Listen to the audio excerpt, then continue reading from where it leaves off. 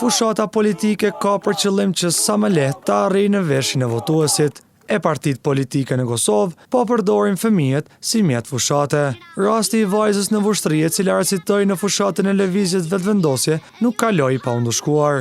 Paneli zgjedhor për ankesa dhe parashtresa e gjobiti lëvizjen vetëvendosje për këtë shkelje me 5.100 euro.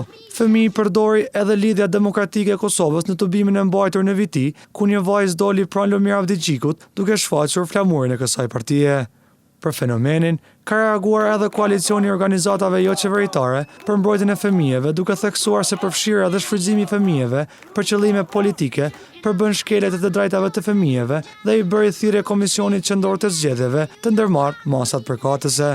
Përdorimi i fëmijëve në fushat elektorale politike përbën thyrje të ligjit, si dhe thyen rregullin e miratuar nga vetë KQZ, megjithatë në një numër të konsiderueshëm të tubimeve politike shihet prezenca e fëmijëve.